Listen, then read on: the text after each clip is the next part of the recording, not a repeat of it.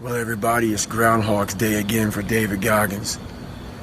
If you pan it down here, you see it's about 3 o'clock in the morning and there's not a car or a person in sight. If you pan over here, it's the same thing. Not a car or a person in sight.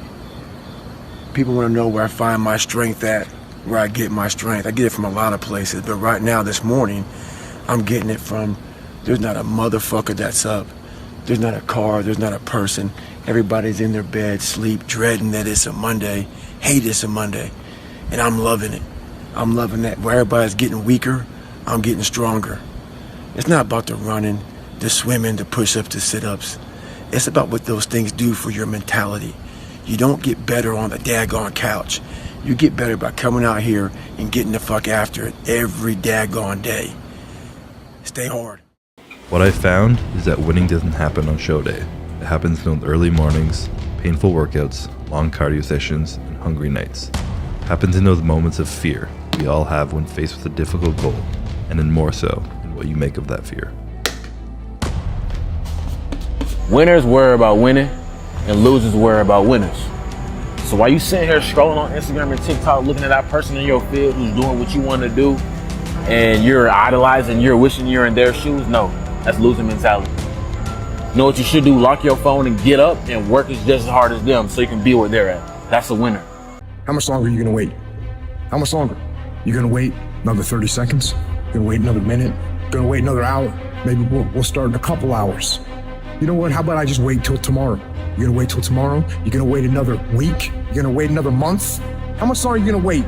All great people start. They start anywhere, at any place, and at any time. They start whether they're hurting, they start whether they're excited. It does not matter where they are, they just start. Just start. Just do the work. You just go, and procrastination dies. Jeremiah 29:11 reads, "For I know the plans I have for you, declares the Lord. Plans to prosper you and not to harm you, plans to give you hope in the future." I feel like I'm living that plan out. I feel like the things that happen to us in life, they're not designed to stop us. They're designed to reposition us so we can come in contact with what God really has for us. And so everything that I do, man, I do it to honor God because I feel like God gave me a second chance at life. And so I feel like I'm doing what God put me on this earth to do. You see, my mother had me when she was 15 years old, right? Over on the east side of Atlanta, we came up in this neighborhood by the name of Kirkwood, drug dealer on every corner, gang members in the neighborhood, 2-bedroom home, 14 people, used to sleep on the floor. Got the opportunity to sleep in the bed one time out of the week. It was 6 of us in the bed, 3 at the foot, 3 at the head. And I came up with this dream pretty quick. I said, man, I want to go to the NFL because I had 8 uncles in that house, all 8 of which are still going in and out of prison. And so pretty quick, I said, man, I want to go to the NFL. And so I went to my big cousin Tamar one night. I said, man, listen, I want to go to the NFL. And so we got to work for this thing. So the thing we're going to do every night, we're going to be patient. We're going to engage in consistent action. Every night, we're going to race light pole to light pole with no shoes.